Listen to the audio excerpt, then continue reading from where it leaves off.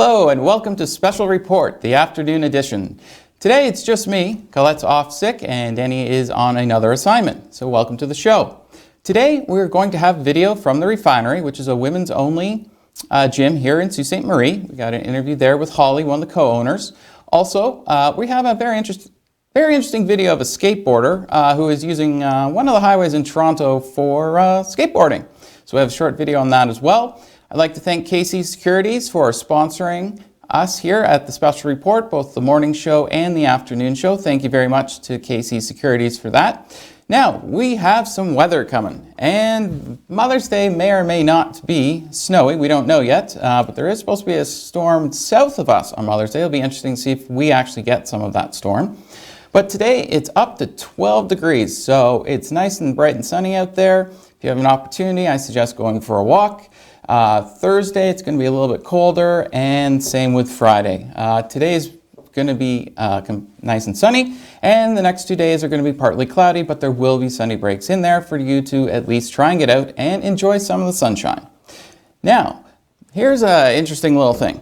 We just got this video. Apparently, there was a young skateboarder who decided that because the highways are, not very busy, he decided to skateboard down the Gardiner Expressway in Toronto. Now, for those of you that don't know where the Gardiner Expressway is, it is actually the highway that leads into downtown Toronto, and you can kind of see the guy going here. As a matter of fact, this guy literally skateboards where my office was in Toronto at First Canadian Place.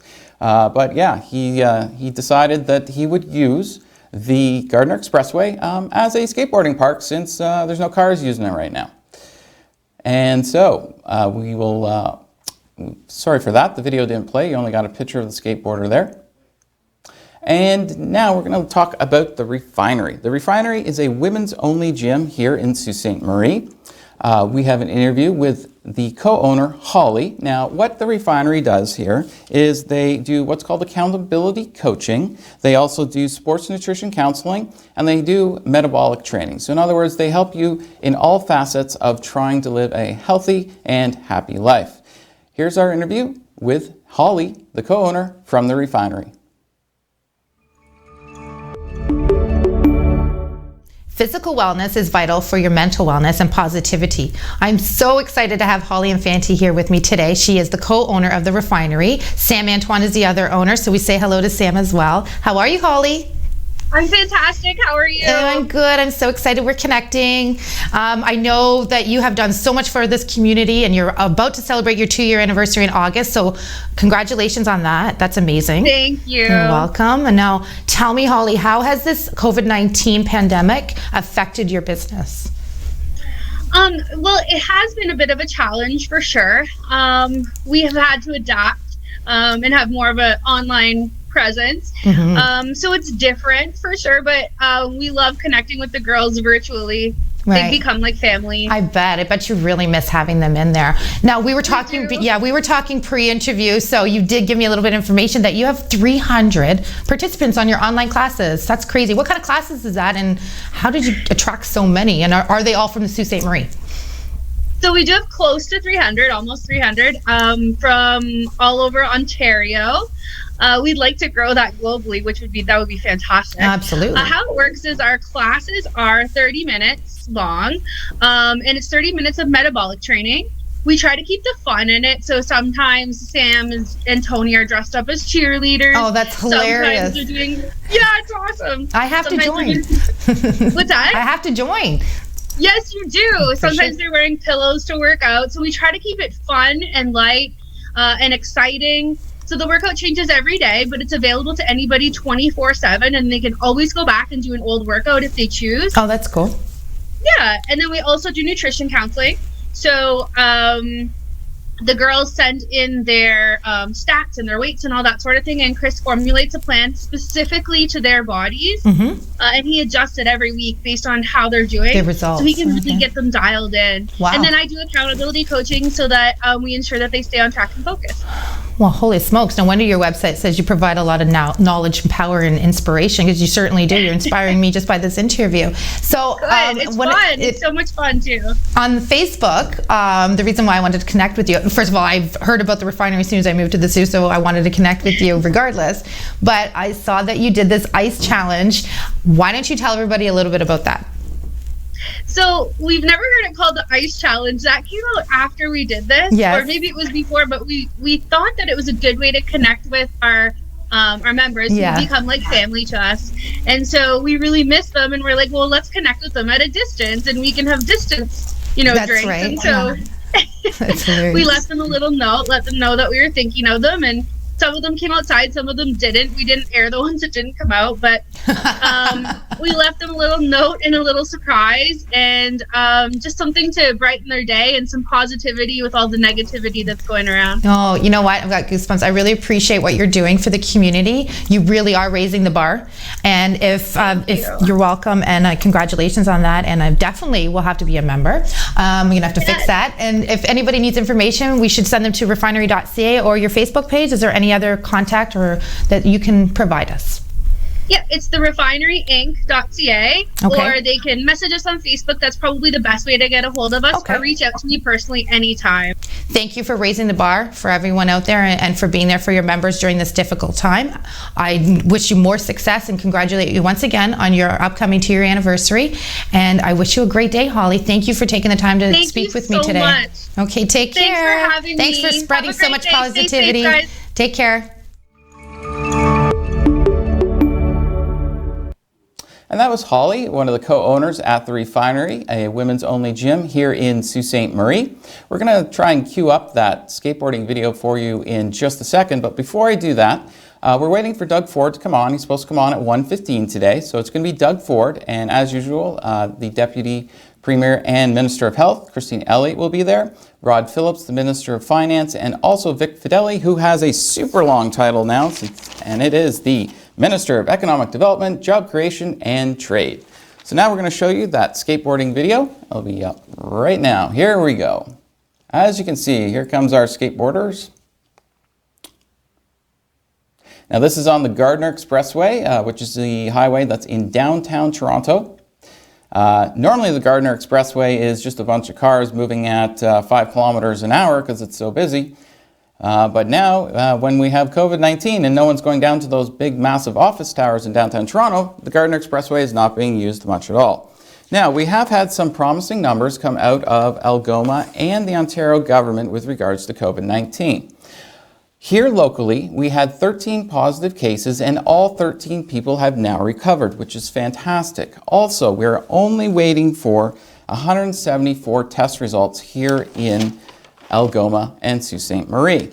That's way down. At the end of last week, we were waiting for over 400 tests to come back. And a lot of that has to do with the capacity of the labs. We can now test up to 19,500 people across the province of Ontario in a single day. Now, the most we've done so far is a little over 17,000, but over the last few days, they've added a capacity to go even higher to 19,500, which is good news because then we can test our people in our long-term care homes and our frontline healthcare workers to make sure none of them are carrying COVID-19 but don't have any of the symptoms developing. Because you can be what's called asymptomatic, which means you're carrying COVID-19 but you are showing no signs of it and you never actually develop COVID-19. And then there's what's called pre-symptomatic, which is people who have been infected with COVID-19 but they're not yet showing symptoms. So it's important that we get our frontline healthcare workers tested and the long-term care homes. And the reason being is that just between one day to the next, 15% of healthcare workers on Monday tested positive for COVID-19. They were 15% of the total cases of COVID-19 in Ontario. That number jumped up to 16% on Tuesday. Now, the reason that number is starting to jump is because we are testing all of our frontline healthcare workers, whereas before we were only testing the ones who were showing symptoms. Now, long-term care homes, it's a major problem. 75% of all the deaths here in Sault Ste. Marie, Algoma, and all of Ontario are coming from long-term care homes. So far, our long-term care homes have been spared. However, there is outbreaks at 223 long-term care homes. Just on Monday, we were only at 212. It's jumped quite a bit, and it's continuing to rise. Part of this is because we're doing all the testing, because there's 100,000 people living in long-term care homes in Ontario, and every single one is presently being tested, and Doug Ford wants all those tests done by May 15th.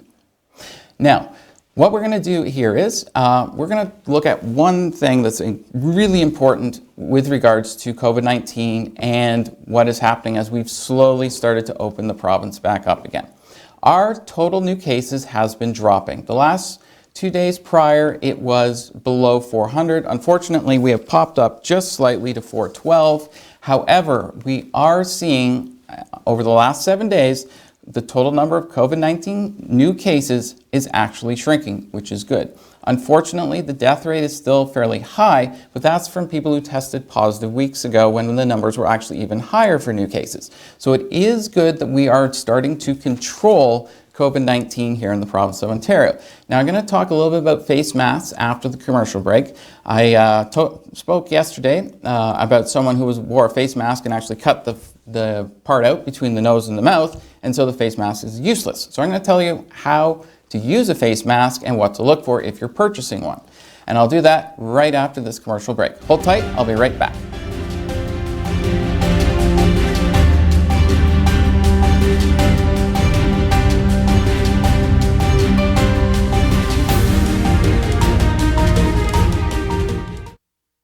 Even though we can't always meet in person, we can still listen. Even though schools are closed, help is still available in your community. Even though you may be worried, services and supports are still here. In stressful times like these, families need mental health supports more than ever. We are here to make sure you can stay connected to your community and culture. Nous savons qu'il peut être difficile de rester à la maison, mais vous n'êtes pas seul. And we know asking for help for yourself and others can be hard. But there are people in your community who are ready to support you. No matter your age, gender, sexual identity, race, or culture. No matter the day, time, or issue. We're here to help.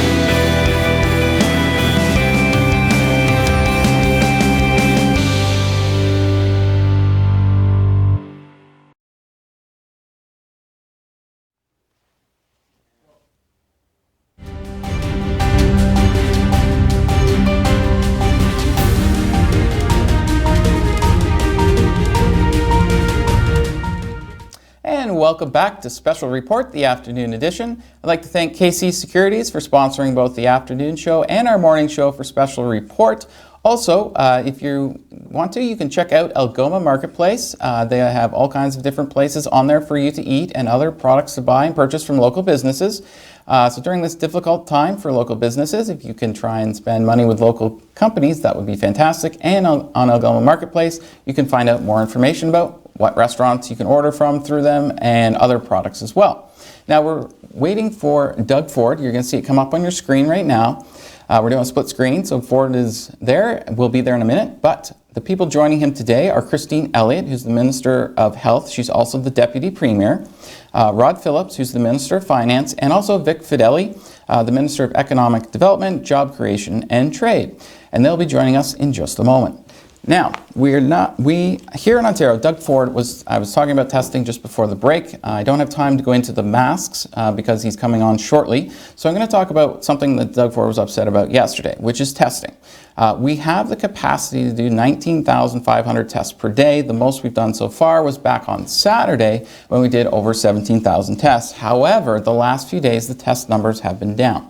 Now they have started to pop back up a little bit, but they all went down all the way down to about 10,000 tests, which was well below the 16,000 tests Doug Ford wanted on a per day basis. Now, part of the reasons for that is we had a issue with, we didn't have enough swabs. For those of you who don't know what the test is for COVID-19, it is looks like a Q-tip, but it's much longer. It's actually about a foot long, and they put it up inside your nose. Sounds fun, I know. And they get some of the mucus that is in there, and then they put that in the tube, and then it goes off for testing. And we had a problem with the supply of those swabs. That has supposedly been fixed, and we should be back up over 16,000 tests. We can do 19.5 on the high end, which is up from 17.5 only a few days ago that we could do. Now, the other thing Doug Ford is upset about here is that we have a new laboratory system, and part of that is making it a little difficult to get test results through because we're dealing with a new computer system, a new laboratory system, and a shortage of swabs. So unfortunately, that has caused us to not be able to test over 16,000 a day like we were supposed to be doing what Doug Ford wanted. That's also so that we can hit the May 15th deadline of testing all the frontline workers plus the 100,000 people who live in long-term care homes. Now, we